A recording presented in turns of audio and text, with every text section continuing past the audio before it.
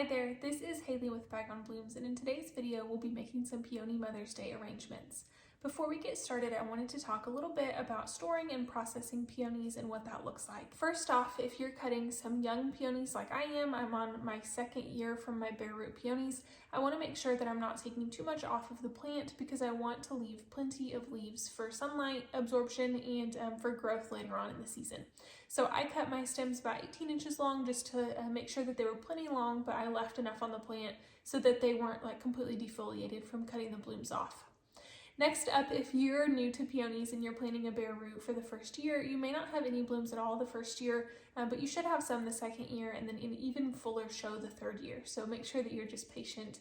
If it's your first year, it's okay if there's not anything happening yet. It doesn't mean that you're doing anything wrong. These blooms have been in newspaper for about a week and a half or almost 2 weeks. You can keep them dry, stored in newspaper for up to a couple of months. So you'll notice that they look a little bit sad. I'll hold this one closer so you can see. You can tell that they look kind of dry and a little wilty. The leaves are not looking awesome, but I cut them and right away I put this stem not in water or anything. I just put them straight in a bunch in newspaper in my fridge. So they have not had a drink yet.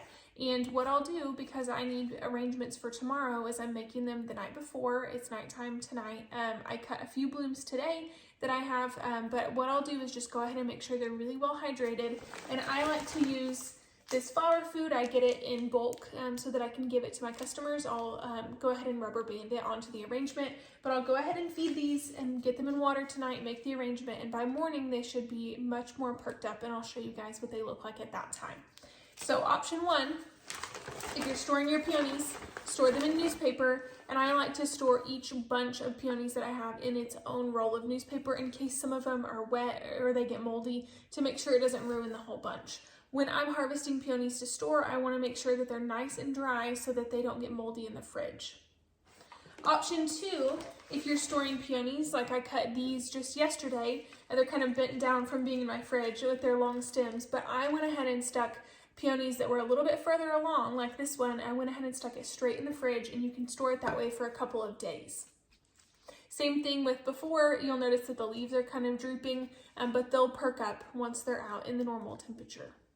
Lastly, you can pick peonies straight from your bushes. I want to make sure when I'm picking them that they're not any more open than this one right here, because I want to give my customers maximum vase life. So you can see that this one is still fairly cupped. It's not fully open. And the ideal stage for picking peonies is what's called marshmallow stage. So if you look at this, if you pinch it lightly, it feels kind of like a stale marshmallow. You can see that these first green coverings of the petals are starting to pull back. You can see that the leaves are pulled back from the bloom, and the petals are just starting to emerge. So this is marshmallow stage, and this is the ideal stage for picking peonies. If you store them this way, if you cut them and put them into a vase, they'll continue to open for your customer in the vase this way. If you pick your peony when it's too tight, like this for example, this little bud, he is too tight, it's not going to continue to open in the vase. You can see that the green outer protective leaves are completely covering the bloom, and this guy will not open. It's been in water for about a day now, and it's done nothing. It feels kind of like a hard marble. This one will not open for you. What I'm working with today are my peony blooms, which will be the star of the show, and I like to have some that are a little bit more open like this one, and then some that are less open so that my customer sees what the vase will ultimately look like, but also gets the best bloom life of their vase. I also am using some catmint or Nepeta, and then as another spike textural element, I'm using some purple Salvia that's Perennial. And then for my greenery or foliage, I'm using Monarda or Balm.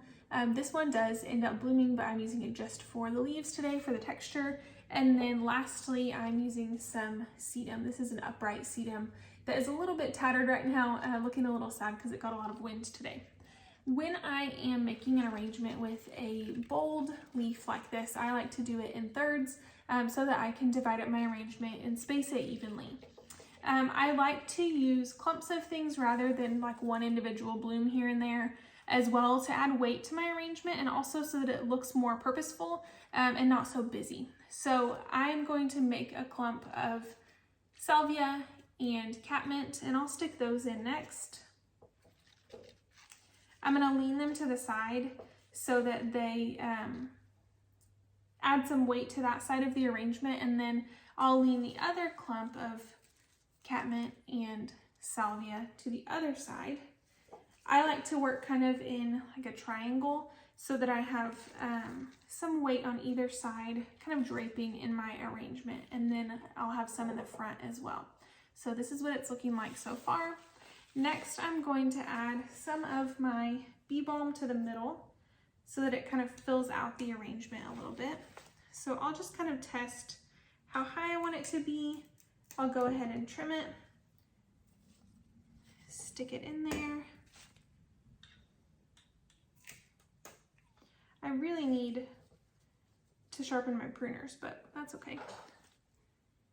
I like how that one kind of leans to the side, so I'll let that lean on this side. And see how I'm just kind of tucking it in? I don't want to cover up my blooms, but I do want to kind of fill out the middle of my arrangement. I think I can use one more piece on this side, and where it's cut actually will work. I like that this bee balm kind of drapes in the arrangement and adds some movement. It's not too stuffy. Okay, so here's what we have so far. We've got the sedum, we've got the Nepeta, we have the salvia, just kind of tucking it in as I go, and like I said, kind of trying to make it a triangle shape. The point would be down at the bottom and it's wider at the top. Next up, we'll add our peony blooms, and like I said, I like to have some that are more open and some that are less open. And again, just like with everything else, I'm just looking for balance, trying to make sure that everything feels equal. And one thing to keep in mind if you're growing your own peonies is some florists like to have just one large bloom on the stem, but if you're the flower farmer and you're making your own arrangements, you can decide. Do you want to pinch off the extra buds on the sides, or do you want to leave them so that you get multiple smaller blooms on the same stem? So when you're harvesting your bloom, my vote is to go with the biggest one. When it's in marshmallow stage, go ahead and pick that branch. And this smaller one looks like it will probably open. This one is more hard, more like a marble. It's completely closed. You can see it's completely covered with those protective green pieces, so that may or may not open, but I think that these two, this one for sure, definitely will. So you can decide, do you want to take off extra buds or do you want to leave them? And I'm gonna put that kind of toward the middle here. So my goal, if I spin this around, you can see it's kind of hard to tell because they're not all open, but of course I have this showy bloom, I have this one right here, and then if I spin around, you can see there's these blooms here and all the way into the arrangement. So the goal is that my customer can put this anywhere that they would like to. There's not necessarily a back or a front. It's all full, and it'll look nice from all directions.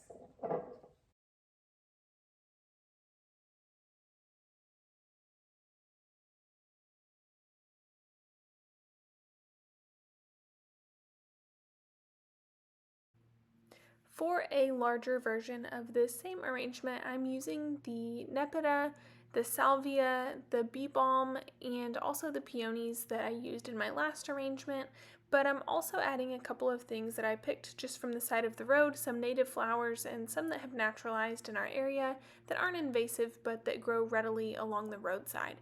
So first up, you see me using Queen Anne's lace or wild carrots.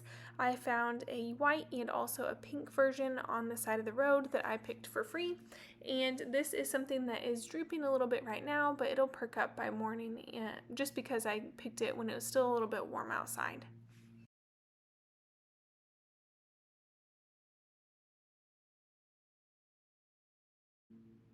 Another one of the free fillers that I picked from the side of the road that also looks lovely are these Oxeye daisies. These are native in our area and they grow really nicely on the roadside, so I took advantage of that as well. I also went ahead and cut some yarrow while I was on the side of the road and added that as my third filler that is also native in my area. So you can see the way that these white fillers just really look nice with the white peonies and the pink peonies and the purple blooms of the Nepeta and Salvia. They add interest and texture, so that it gives your eye somewhere else to look, but it doesn't make it look too overwhelming. I don't have a ton of different colors going on. It's just a nice way to bulk up a larger arrangement. And again, like I said, all of these were free. So the things that I already used in my smaller arrangements were things that I grew in my garden, and then some of these fillers I went ahead and picked from the roadside.